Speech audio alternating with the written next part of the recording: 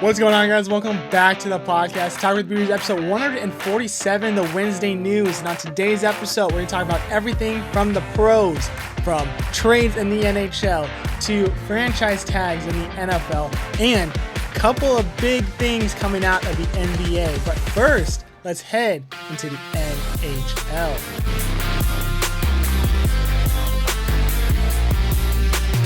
So we'll start this one off with injury news from the NHL. We will get news out of the New York Rangers. They placed Adam Fox on IR with an upper body injury. Montreal has announced Kirby Dach will be done for the rest of the season. He will get surgery on his right knee. Florida plays Matthew Tkachuk on LTIR to open up $8.7 million in cap space, and we'll talk about that in a little bit. Boston announced that Brad Marchand is going to be considered week to week with an upper body injury. So really big injuries coming out of there.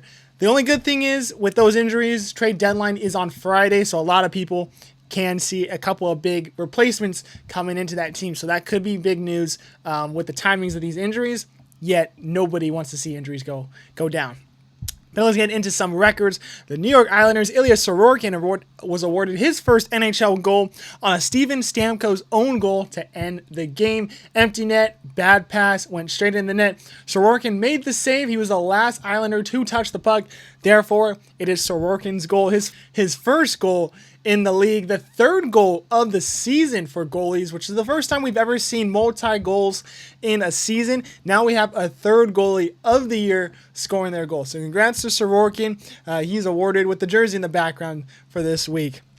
And Pittsburgh Penguins legend Sidney Crosby has moved into top 10 all-time in the assists, over 1,000 assists for him.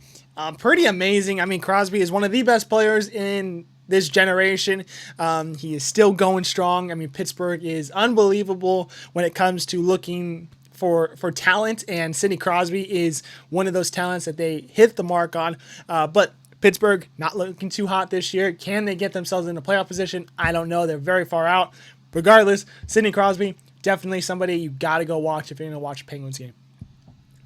Now we get into some contract extensions. Washington has extended Charlie Lindgren 3 years, $3 million AAV. Utah extends Oli Mata 3 years, $3.5 million AAV. Montreal extends Jake Evans 4 years, $2.85 million AAV. And Florida extends Jesper Boquist 2 years, $1.5 million AAV. All these contracts I actually really like. I don't think there's any of them that I really dislike. Money-wise, it's very low end, so actually it's going to be very good when that cap does move up, so it's not going to be much on these teams. I think Liljegren is probably the best one out of all these, but I think Jake Evans for that 4 years, 2.8 could be a very good pick or a very good contract signing for Montreal when the season is done, but we'll just have to wait and see how that one comes down. And the last one, Cam Atkinson was placed on waivers by Tampa Bay. He hasn't played all that great this year. Not very surprised to see him go on waivers. Now let's get into the trades. Trade deadline again is on Friday, but we have a couple of trades from this past weekend, and we are already seeing a couple of those guys play for their new teams. But let's start off. Colorado and the New York Rangers made a trade. Colorado receives Ryan Liljegren, 50% of his contract, Jimmy Vesey and Hank Kemp, the signing rights to him, in exchange for Calvin DeHaan, Juuso Pearson, a conditional 2025 second-round pick, and a conditional 2025 fourth-round pick. Of that condition of the second-round pick, it will be the better between the Carolina and New York Rangers second-round pick. And for the fourth-round condition, it will be the better of the Vancouver and Colorado fourth-round picks. So, all in all, I don't really think either team is going to look back and say this is a huge trade for them. I think Colorado is definitely in the better position here to win now and have a chance to improve with these players. I think Liljegren is not bad. I think VC's a pretty solid player. But I think Colorado is still maybe just missing one star player. And unfortunately, I think it was Mikko Rantanen to get them to a Stanley Cup Finals. But I do not think what Colorado is doing over there is something to just brush over. I think Colorado is still one of the top teams in the Western Conference, regardless of looking at record points and stuff like that. Their roster is still very good. I think Colorado definitely got better with this trade. New York, yet again, nothing too fancy in my eyes with this. I'm not really sure what the Rangers are doing moving forward, but that's just trade just to note there. Second trade, we got a 3-team trade. Edmonton, New Jersey, and Boston all involved in this one. Edmonton picks up Trent Frederick. 75% of his contract is retained, 50% to Boston, 25% to New Jersey, along with Max Jones and the signing rights to Peter Hauser. New Jersey gets Shane LeChance. That is the signing rights to him, and 25% of the Frederick contract, while Boston picks up Max Werner, a 2025 second-round pick from St. Louis, and a 2026 fourth-round pick from Edmonton, along with keeping 50% of the contract from Frederick. Wow, I am very surprised that Edmonton found a way to not really spend anything in this one. I think that 25% remaining on his contract is around $575,000. So that's really not much, especially for a team that does not have a lot of cap space in Edmonton. I think Edmonton's already a good team, and I think Frederick coming to this squad makes them even better as well. Max Jones, I don't think is going to be a very big asset pickup there. He's going to be a fourth-line guy most likely. He hasn't done very much in Boston, but I could see that working out as just another tough guy on the fourth line for Edmonton. Jersey doesn't get too much. They get a solid player signing rights and 25% of the contract, which isn't all that much for Jersey. Boston, I don't know too much about Max Werner, but 2 big picks, a second round and a fourth round, I think is pretty good compensation for Frederick, pretty much is what it comes down to. So I think overall, I think each team is left very happy. I think Edmonton definitely benefits the most out of this trade. Now, the next trade, we have Florida and Chicago. Seth Jones and a 2026 fourth-round pick go to Florida in exchange for Spencer Knight and a 2026 first-round pick. The condition of that pick will shift actually to 2027 if Florida does not have it, if they trade it, if they get rid of it, whatever. If they don't have it, it will shift to 2027 and be a first-round pick in that year. Seth Jones, $2.5 million is retained for that. So Florida taking a lot of this contract. But that is a huge pickup. I think a big depth defenseman. Seth Jones came out last week and said, I want to be on a team that finds a way to the playoffs, that gives me a chance to win a cup. And I think Florida definitely is that team right now that can win a cup right now. Matthew Tkachuk going on LTIR, open up the space for Seth Jones to get on this roster. Seth Jones already works very well with Bobrovsky. They work together in Columbus, so they got the familiarity there. I think Seth Jones in this lineup is going to be absolutely perfect. I think he is going to be very happy. I think the Panthers are going to be left very happy. And keeping Matthew Tkachuk in LTIR, yes, it's going to suck. But for the long term, definitely for that playoff push, they're going to be very happy to keep him. For Chicago's sake, I think Chicago actually won this trade. Not only do you get a first-round pick in this year or next year, which isn't going to be all that much when it comes down to it, but Spencer Knight, all-star goaltender in my eyes. I think Bobrovsky, yes, he's not going to be there very long. I thought Spencer Knight was going to be the guy getting into that number one spot once Bobrovsky was done in Florida.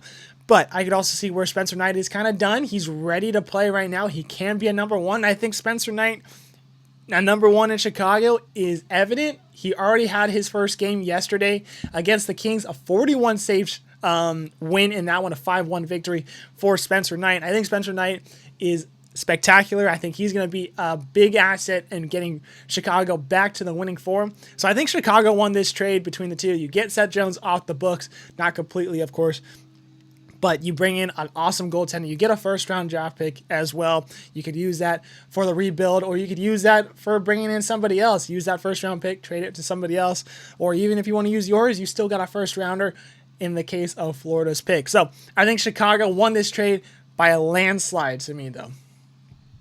And the last one, a very small trade. Minnesota picks up Gustav Nyquist, and 50% of that salary is retained by Nashville, who pick up a 2026 second-round pick.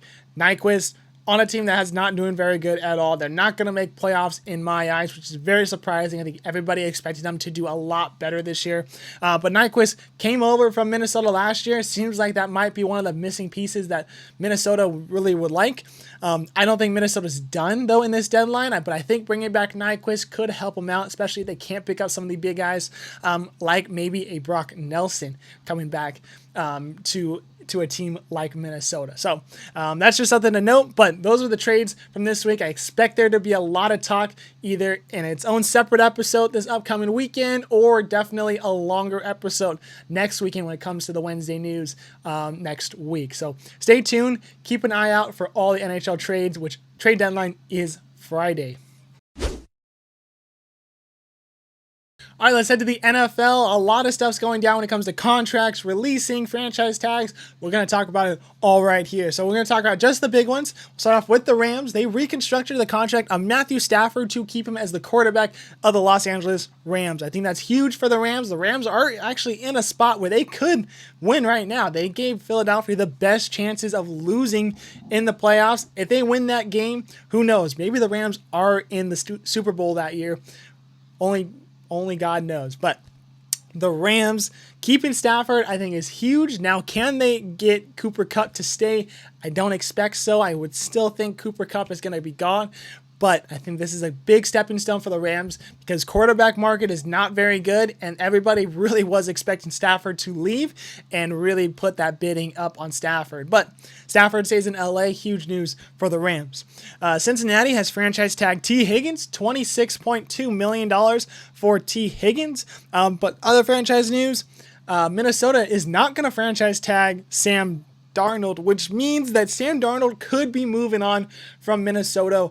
What does that mean? I think that's actually a pretty solid quarterback going to another team that needs a quarterback. Teams like the New York Giants, maybe the Cleveland Browns, maybe the New Orleans Saints. Who knows? I think there's a couple teams out there that definitely could be looking at Sam Darnold.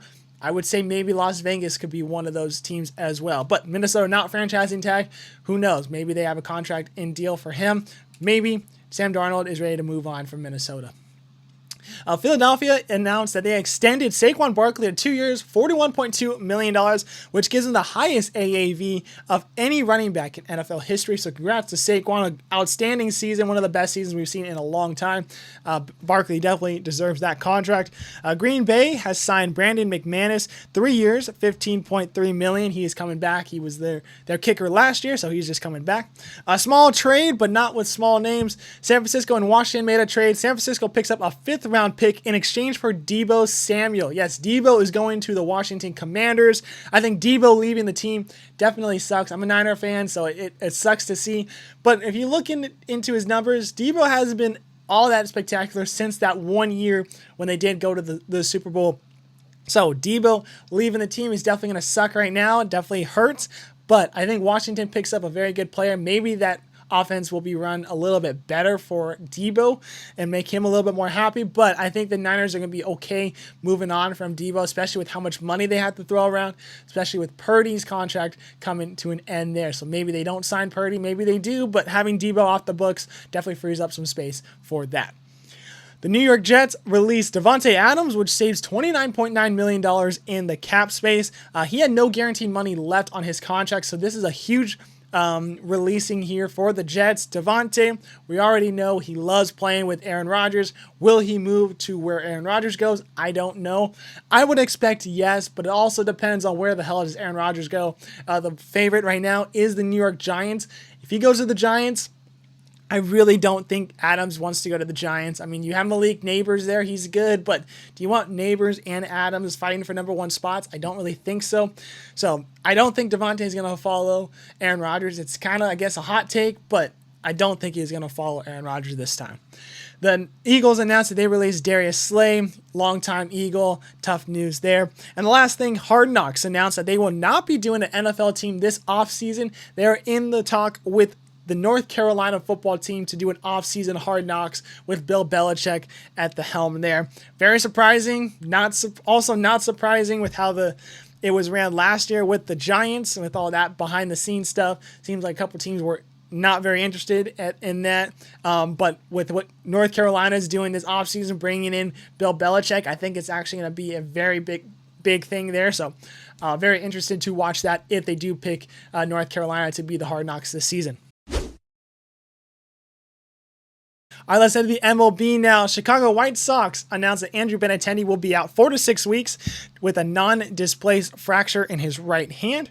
The New York Yankees announced that 2 players will be going on the IL. Giancarlo Stanton will start the whole season on the IL, while Luis Gil will be shut down 6 weeks with a high grade in his lat. So that's tough news there, a lat strain for Gil. Atlanta announced that Sean Murphy will be out 4 to 6 weeks as well, but he has a cracked rib. Texas Adolis Garcia will be set to have an MRI on his oblique after having some discomfort after a spring training game. So that's tough news for all those players. Albert Pujols will be announced as the new manager for the Dominican Republic team in the 2026 World Baseball Classic. He has been managing baseball. I don't know what level he really has been going at. I know he's been doing a lot with the national team, but I think this might be the highest level he's actually going to be doing. So congrats to you, Pujols. He's a big icon there in the DR, so I think he's going to do very well in the World Baseball Classic with that team. And the last thing, Mike Moustakas announced his retirement from the game. 13 seasons across 5 teams: Kansas City, Milwaukee, Cincinnati, Colorado, and the Los Angeles Angels. 2015 World Series champ. So congrats to you, Moose. He's actually going to sign a 1-day contract with the Royals to retire as a Royal. So congrats to you, big Royals legend over there in Kansas City. All right, let's head to the cleanup now. We got 2 things out of the NBA. Golden State Warriors' Jimmy Butler faces a lawsuit for unpaid rent and property damages. He allegedly failed to pay $260,000 in rent and about $127,000 in property damages to his home in Miami area. This is big. That's a lot of money. I don't know why he's not paying his rent, allegedly, but hopefully they get it figured out, and hopefully it's just a miscommunication there, but who knows? And lastly, out of the NBA, Dallas Mavericks announced that they're going to be raising season ticket prices by 8% next season. If this was any other team, we wouldn't really care. But because of what the Dallas Mavericks are doing, when they just traded Luka, when they have pretty much nobody to put butts in the seats there, and they're announcing that they're going to be raising it 8%, not a good look on the franchise. I don't expect to have as many season ticket holders next season, especially if they're going to put out the product that they have out right now. So tough look for the Mavericks in that franchise, but hopefully they figure it out and the fans are able to look past it, but that's a tough look there. And the last thing is out of NASCAR. Christopher Bell wins back-to-back weekends. This weekend was at the Circuit of Americas. So congrats to you, Christopher Bell. This upcoming weekend isn't the Phoenix International, where the last time we were there, Christopher Bell won that one in the regular season. So maybe Christopher Bell goes 3 straight. It's going to be very difficult. It's tough to go back-to-back, let alone 3 straight. But Bell has won this race.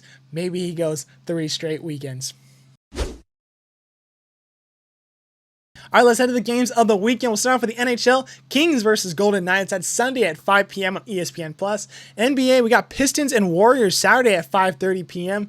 MLS, I got Seattle versus LAFC Saturday at 1:45 p.m. on Fox. And lastly, NASCAR, the Phoenix International on Sunday, 12:30 p.m. on FS1. All right, guys. Well, I appreciate you guys sticking around and watching or listening to this episode. New format. We're splitting up the Wednesday news into 2 parts now. We got pros, we got college. So this is an all-pro episode. So expect moving forward 2 episodes of the Wednesday news if they're going to drop 1 all-pro, 1 all-college. So I appreciate you guys sticking around for the pro episode. If you guys still want to know anything about college hockey, college baseball, softball, football, anything college related, watch the next episode because that is going to be everything college football. We appreciate you guys listening to this one. Have an awesome rest of your week, and we'll see you guys later.